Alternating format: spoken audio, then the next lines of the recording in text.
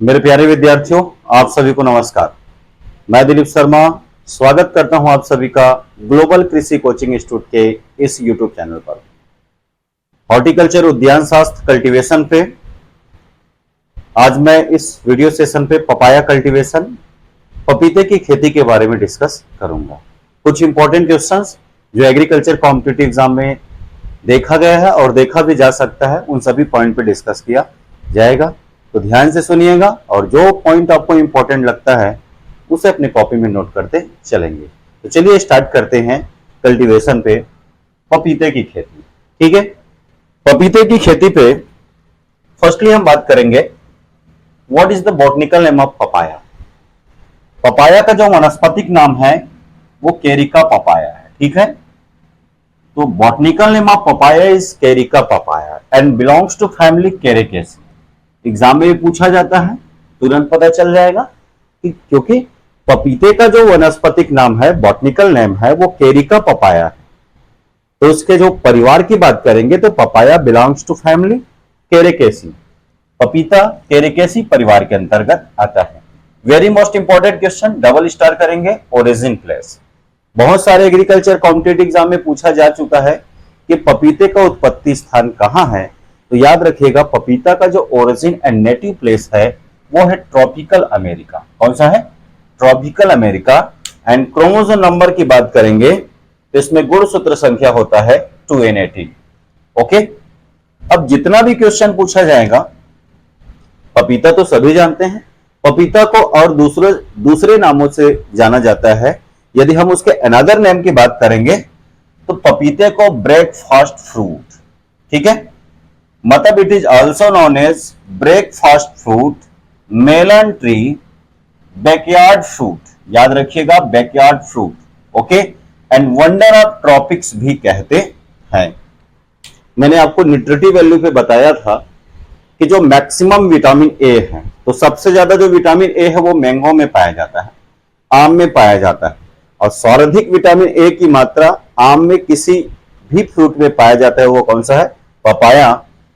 Melon tree की बात करेंगे तो आप देखे भी होंगे कि जो पपाया है वो मेलन ट्री की तरह दिखाई देता है। दूसरी बात यह है वंडर ऑफ ट्रॉपिक्स, जो कहने का मतलब यह है पपीते की तरह दिखने वाले जितने भी शंकुधारी जितने भी प्लांट्स हैं वो हमेशा कहां पे पाया जाता है? ठंडे प्रदेशों में पाया जाता है।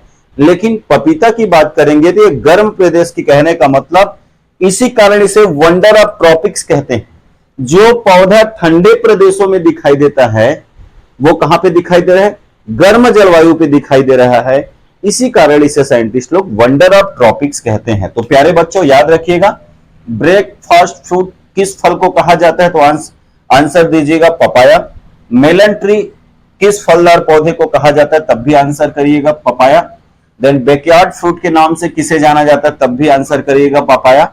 निम्न में से वह कौन सा फल है जिसे वंडर ऑफ ट्रॉपिक्स के नाम से जाना जाता है? तब भी आंसर करिएगा पपाया। Very most important. अभी अभी मैंने कहा it is a richest source of vitamin A. पपीता जो होता है विटामिन ए का उत्तम स्रोत होता है। प्री एग्रीकल्चर टेस्ट की बात करेंगे, पीएटी की बात करेंगे, तो प्री एग्रीकल्चर टेस्ट में क्वेश्चन दिखाई देता है पपीते का पीला रंग। पपीते में जो पीला रंग होता है वो केरिका जेंथिन की उपस्थिति के कारण होता है। Yellow colour of papaya is due to presence of Carica xanthin. Clear हुआ? कैल्शियम की मात्रा, पपीता में जो कैल्शियम है, कैल्शियम का भी स्रोत है। यदि एग्जाम में पूछे richest source of calcium, calcium सबसे ज्यादा किस फ्रूट पे पाया जाता है? तो आंसर करिएगा लीची। क्लियर? कैल्शियम सबसे ज्यादा किस फ्रूट पे पाया जाता है? तो आंसर करिएगा लीची। बट कैल्शियम का उत्तम स्रोत एक और फ्रूट है जिसे हम कहते हैं पपाया। इसमें 30 मिलीग्राम पर 100 ग्राम ऑफ पपाया, 100 ग्राम पपीते में 30 मिलीग्राम तक कैल्शियम पाया जाता है। And very most important, agriculture competitive exam में सबसे ज्यादा पूछे जाने वाला क्वेश्चन, ट्रिपल स्टार करिएगा। पपीता में पेपेन पाया जाता है, तो यहां पर जितना भी पॉइंट लिखा है सब एग्रीकल्चर कॉम्पिटिटिव एग्जाम का क्वेश्चन है। किस पपीते में पेपेन पाया जाता है? कच्चे पपीते में, रा पपाया। तो सबसे ज्यादा जो पेपेन की मात्रा है वो कच्चे पपीते में पाया जाता है। तो कच्चे पपीते से प्राप्त होता है पेपेन, और पेपेन में पाया जाता है पैप्सिन एंजाइम। क्लियर हुआ? पपीता किस फ्रूट से प्राप्त होगा, राइप फ्रूट से कि रॉ? तो याद रखिएगा, कच्चे पपीते से पेपेन प्राप्त होता है। पेपेन में कौन सा एंजाइम पाया जाता है? पेप्सिन एंजाइम पाया जाता है, जिसे सुखाकर लेटेक्स प्राप्त किया जाता है। जिसे सुखाकर क्या प्राप्त किया जाता है? लेटेक्स प्राप्त किया जाता है। ठीक है, तो क्वेश्चन समझ में आया कि जो पपीते में सबसे फर्स्टली ये क्वेश्चन पूछा जाएगा कि पेपेन किस फल से प्राप्त होता है। पेपेन is obtained from which fruit? तो पेपेन किस फ्रूट से प्राप्त होता है? पपीते से प्राप्त होता है। दूसरी बात यह है कि पेप्सिन एंजाइम, पेपेन में कौन सा एंजाइम पाया जाता है? Pepsin enzyme. एग्रीकल्चर टीचर में यह पूछा गया था कि पपीते में जो पेप्सिन एंजाइम होता है उस एंजाइम का क्या नाम है? तो याद रखिएगा प्रोटीएज। कौन सा एंजाइम पाया जाता है उसमें? प्रोटीएज। तो याद रखिएगा, पपीते में जो पेपेन प्राप्त होता है वो कच्चे पपीते से प्राप्त होता है और उस पेपेन में पाया जाता है पेप्सिन एंजाइम, प्रोटीएज, जिसे सुखाकर लेटेक्स प्राप्त किया जाता है। तो एग्जाम में यह भी क्वेश्चन पूछा गया है कॉमनली कि लेटेक्स किस फ्रूट से प्राप्त होता है या फिर किस फल से प्राप्त किया जाता है? तो आंसर करेगा पपीता। क्लियर यहां तक? एंड नेक्स्ट वन मैं डिस्कस करूंगा नेचर्स ऑफ पपाया। पपीते की प्रकृति कैसा होता है? सभी फ्रूट कल्टीवेशन पे डिस्कस किया हूं, तो बताइएगा कि जो पपीता में जो फ्रूट का टाइप होगा, फल का प्रकार, वो बेरी है। आप देखे होंगे पपीता का जो फ्रूट होता है उसमें रेंडमली सीड पाया जाता है। कैसा? रेंडमली सीड पाया जाता है, जगह जगह पर बीज। तो मैंने बताया था कि इसमें फ्रूट का टाइप क्या होगा? बेरी। ठीक है, तो पपीते में फल का प्रकार, फ्रूट का टाइप बेरी होता है। And next one, edible part. यदि आपसे एग्जाम में पूछे कि पपीते का खाया जाने वाला भाग क्या है, तो आंसर करिएगा मेसोकार्प। आपको याद होगा, यह भी मैं क्लियर किया था। पपीता इस तरीके से फ्रूट का डायग्राम बनाया हुआ था। ये आउटर लेयर को क्या कहते हैं हम लोग? पेरिकार्प। इनर लेयर क्या कहलाता है? मेसोकार्प। देन कोटिलिडन्स वाला पार्ट क्या कहलाएगा? एंडोकार्प। सीड वाला पार्ट, तो यहां पल्प वाला भाग क्या कहलाएगा? मेसोकार्प। तो पपीते में खाए जाने वाला जो भाग है, एडिबल पार्ट, उसे हम क्या कहते हैं? मेसोकार्प कहते हैं। रेस्पिरेशन की बात करें कि किस टाइप का रेस्पिरेशन पाया जाता है, क्लाइमेट्रिक की नॉन क्लाइमेट्रिक, दो तरीके से क्लासिफाई किया जाता है।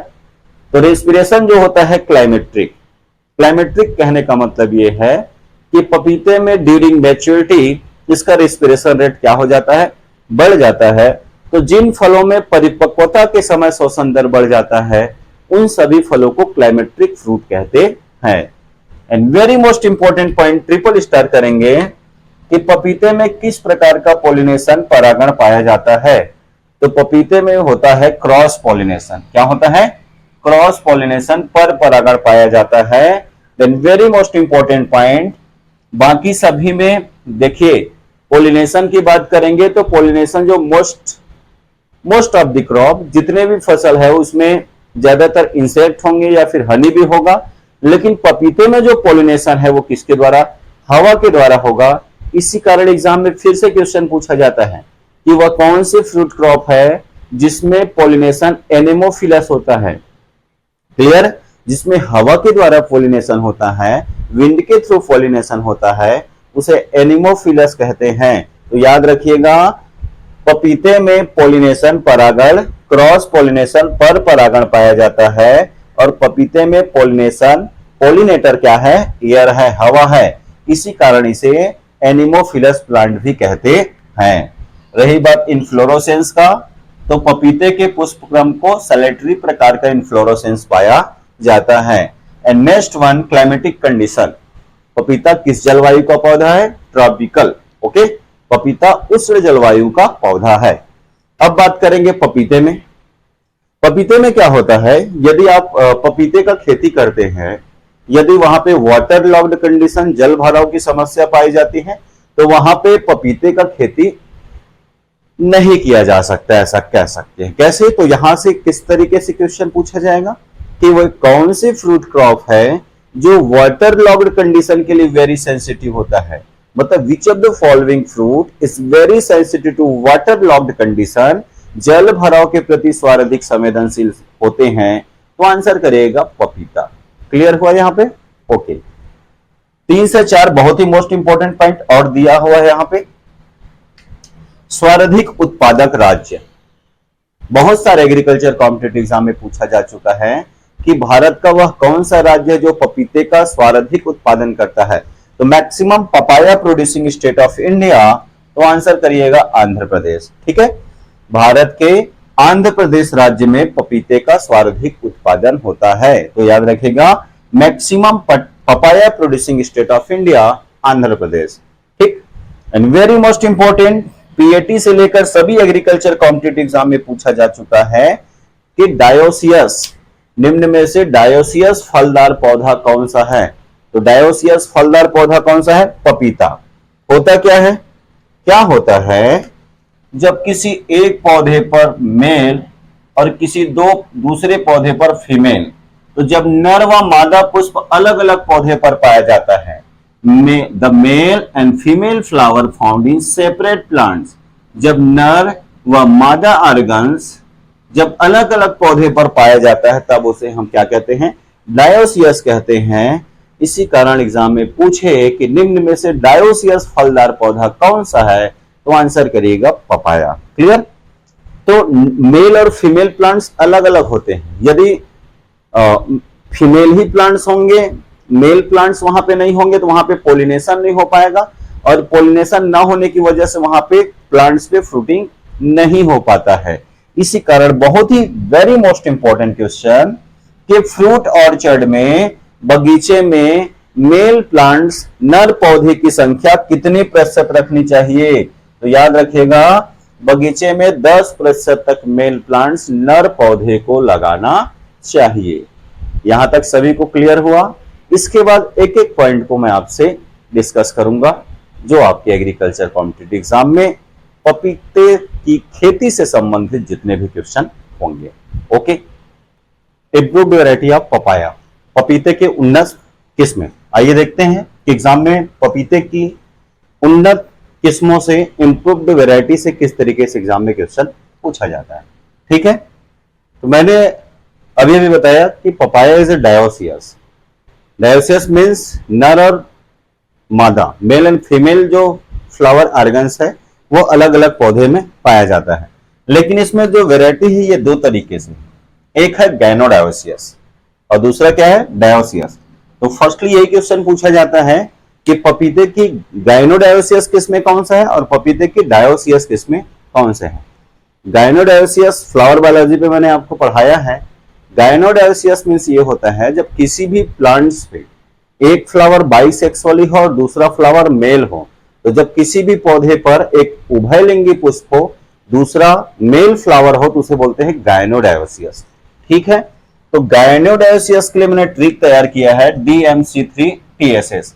याद रखिएगा DMC3TSS। इसमें D मीन्स होगा पूसा डेलिसियस, M मीन्स होगा पूसा मोजेस्ट्री, C मीन्स होगा Coorg honeydew. Very most important, direct exam में क्वेश्चन पूछा जाता है।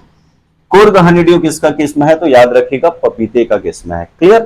देन 3 मैंने इसलिए लिखा, CO सीरीज में, कोयम्बटूर में CO सीरीज में सिर्फ और सिर्फ 3 CO3 बस गाइनोडायोसियस है, बाकी CO1, CO2, CO5, CO6 ये सभी डायोसियस किस्में है। तो याद रखिएगा CO3 बस क्या है, gynodioecious. And very most important point, triple star Taiwan.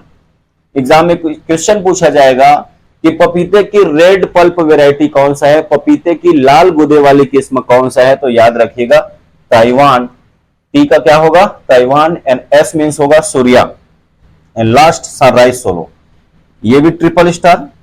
पपीते की गुलाबी गुदे वाली किस्म कौन सा है, पिंक फ्लैश वैरायटी या पिंक पल्प वैरायटी या पपाया, तो याद रखिएगा लाल गुदे वाली किस्म ताइवान है और गुलाबी गुदे वाली किस्म सनराइज सोलो। तो फर्स्टली यही क्वेश्चन पता होना चाहिए कि पपीते की गाइनोडायोसियस किस्में कौन सा है, तो आपको ऑटोमेटिक नेक्स्ट जो डायोसियस किस्में है वो आपको पता चल जाएगा। तो याद रखिएगा गाइनोडायोसियस का ट्रिक क्या है, DMC3TSS। D मीन्स क्या होगा, पूसा डेलिसियस, M मीन्स होगा पूसा मोजेस्ट्री, C मीन्स होगा कुर्ग हनीड्यू, 3 मैंने लिखा CO3 and Taiwan, next Surya and last sunrise solo. Clear. Then next जो वेराइटी है वो डायोसियस किस्म है। क्वेश्चन तो मैंने आपको बता दिया कि क्वेश्चन यही है कि निम्न में से डायोसियस किस्म कौन सा है। तो याद रखिएगा, फर्स्टली सभी एग्रीकल्चर कॉम्पिटिटिव एग्जाम में पूछा जाता है पूसा नन्हा। पूसा नन्हा किसकी किस्म है, यह भी आरयू में भी पूछा गया था। तो पूसा नन्हा किसकी किस्म है, पपीता, जो एक बौनी प्रजाति है, ड्वार्फ स्पीसीज है। बौनी प्रजाति में क्या है कि पपीते का ड्वार्फ स्पीसीज कौन सा है, तो आंसर करिएगा पूसा नन्हा। दूसरी बात यह है कि जो ड्वार्फ स्पीसीज है वो हमेशा किचन गार्डन पे लगाया जाता है। इसलिए दूसरा जो नेक्स्ट वन क्वेश्चन जो घुमाकर पूछा जाता है कि पपीते का वह कौन सा किस्म है जिसे किचन गार्डन गृह वाटिका पे लगाया जाता है, तो याद रखेगा पूसा नन्हा। And very most important, which of the following is a mutant variety of papaya. Papaya की म्यूटेंट वेराइटी कौन सी है, तब भी आंसर करिएगा क्या, पूसा नन्हा। And next one Pusa giant. Pusa giant is a dioecious variety of papaya जो वेजिटेबल पर्पस सब्जी के रूप में प्रयोग किया जाता है। साथ ही साथ it is a most suitable for Canning. Canning के लिए, संसाधन के लिए पपीते का सबसे बेस्ट किस्म कौन सा है, तो आंसर रखिएगा Pusa giant. And next one CO5। CO series के जितने भी वेराइटी है, CO1, CO2, CO4, 3 नहीं, 3 क्या है, गायनोडायोसियस है। तो मैं सिर्फ एक ही चीज पर डिस्कस कर रहा हूं, CO5। क्यों, इसका रीजन ये है कि मैक्सिमम पेपेन परसेंटेज, पपीते की वह कौन सी किस्म जिससे सबसे ज्यादा पेपेन पाया जाता है, तो आंसर याद रखिएगा CO5। यदि पेपेन परसेंटेज की बात करेंगे तो इसमें 5 से 6% तक पेपेन पाया जाता है। And next one Pusa dwarf, नाम ही ड्वार्फ है, इट मींस ये भी पपीते की एक बौनी प्रजाति है। कह सकते हैं कि ये सभी डायोसियस किस्में हैं। आइए देखते हैं पपीते की कुछ प्रजाति जो एग्रीकल्चर कॉम्पिटिटिव एग्जाम में देखा जाता है हायर लेवल पे। पपीते की वह कौन सा है जो माउंटेन स्पीसीज है, तो माउंटेन स्पीसीज में याद रखिएगा वेस्कोनेला कैंडामारेंसिस। कैंडामारेंसिस, ओके। वेस्कोनेला कैंडामारेंसिस क्या है, माउंटेन स्पीसीज है। सिंगल स्टार करिएगा। फ्रोस्ट रेजिस्टेंस, पाले के प्रति प्रतिरोधी स्पीसीज कौन सा है, तो याद रखिएगा Vasconcellea pentagona. Vasconcellea pentagona. Then next one virus resistance. Virus की बात करेंगे तो पपीते में 2 वायरस से रिलेटेड डिसीज होता है, एक होता है रिंग स्पॉट, दूसरा होता है लीफ कर्ल। दोनों के लिए रेजिस्टेंस जो स्पीसीज है वो कौन सा है, वेस्कोनेला कॉलीफ्लोरा। याद रखिएगा वेस्कोनेला कॉलीफ्लोरा। एंड लास्ट हार्डेस्ट स्पीसीज, इसके बारे में बात करेंगे तो वेस्कोनेला क्यूर्सीफोलिया। क्यूर्सीफोलिया, ठीक है। तो ये रहा स्पीसीज ऑफ पपाया, क्लियर। इसके बाद मैं प्रोपगेशन मेथड, देन अदर जितने भी इंपॉर्टेंट पॉइंट हैं उन सभी पे डिस्कस करूंगा। मेथड ऑफ पपाया, पपीते में प्रवर्धन की विधि। यदि commercially propagation method of papaya की बात करेंगे तो पपीते में जो व्यावसायिक प्रवर्धन की विधि है वो होगा सीड, ठीक है। बहुत सारे एग्रीकल्चर कॉम्पिटिटिव एग्जाम में क्वेश्चन पूछा भी जा चुका है। यदि पीएटी की बात करेंगे तो बहुत बार एग्जाम में आया हुआ है कि वह कौन सा फलदार पौधा है जो बीजों के द्वारा तैयार किया जाता है, या फिर डायरेक्ट पूछता है कि वे कौन से फलदार पौधे जिसमें कमर्शियली प्रोपेगेशन मेथड सीड है, तो सीड के थ्रू होता है किसमें, पपाया पे। तो पपाया में सीड के थ्रू होता है तो 2 तरीके से सीड रेट पूछा जाएगा, एक है गायनोडायोसियस और दूसरा है डायोसियस। गायनोडायोसियस में सीड रेट पूछे तो याद रखिएगा 250 से 300 ग्राम प्रति हेक्टेयर। डायोसियस के केस में आंसर याद रखिएगा 400 से 500 ग्राम प्रति हेक्टेयर बीज दर लग जाता है। वेरी मोस्ट इंपॉर्टेंट, अभी प्री एग्रीकल्चर टेस्ट एग्जाम में क्वेश्चन पूछा गया है कि what is the planting spacing of papaya. पपीते का रो टू रो और प्लांट टू प्लांट, पौधे से पौधे और कतार से कतार की दूरी क्या रखा जाता है, तो याद रखिएगा 1.8 इंटू 1.8 मीटर। यदि हम बात करेंगे HDP अत्यंत सघन बागवानी हाई डेंसिटी प्लांटिंग सिस्टम में पौधे का स्पेसिंग क्या होता है, तो याद रखिएगा पपीते को 1.25 गुणित 1.25 1.25 इंटू 1.25। एग्जाम में यह भी क्वेश्चन देखा जाता है कि पपीते की हाई डेंसिटी प्लांटिंग सिस्टम में प्रति हेक्टेयर पौधे की संख्या क्या होगा, तो आंसर दीजिएगा 6000 1000 plants per hectare. Next one, time of planting. आपको याद होगा मैंने कहा था कि मोस्ट ऑफ द फ्रूट्स, जितने भी फल है उसके लगाने का जो समय है, प्लांटिंग टाइम है वो जुलाई से अगस्त है। लेकिन याद रखिएगा प्यारे बच्चों, टाइम ऑफ प्लांटिंग में पपाया के केस में आंसर करिएगा जनवरी से मार्च एंड नेक्स्ट जून से अक्टूबर। प्लांटिंग टाइम जनवरी से मार्च क्यों? क्योंकि जब एक्सेस वाटर लॉक्ड कंडीशन आता है, तो मैंने आपको बताया भी अभी कि वाटर लॉक्ड कंडीशन के लिए सबसे जो सेंसिटिव जो फ्रूट है वो कौन सा है? पपाया है। इसी कारण टाइम ऑफ प्लांटिंग की बात करेंगे तो सुटेबल टाइम होता है जनवरी से मार्च। Okay, then method of irrigation. पपीते में सिंचाई का मोस्ट सुटेबल मेथड क्या होता है? तो रिंग मेथड। फ्रूट में दो फ्रूट एग्जाम में पूछा जाता है, एक ग्रेप्स। अंगूर में सिंचाई का जो इरिगेशन का बेस्ट मेथड होता है वो ड्रिप इरिगेशन है। एंड पपाया में, पपीते में जो सिंचाई का जो सुटेबल मेथड है वो कौन सा है? Ring method.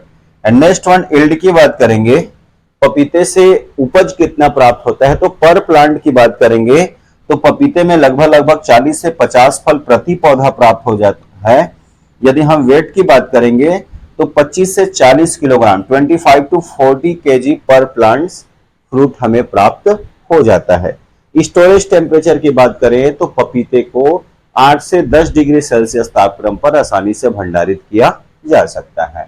And last topic, last point पे डिस्कस करूंगा प्लांट प्रोटेक्शन। प्लांट प्रोटेक्शन पे मैं आपसे डिस्कस करूंगा कि मेजर डिसीज कौन से हैं जो पपीते पे लगता है और मेजर इंसेक्ट। तो आइए देखते हैं मेजर डिसीज।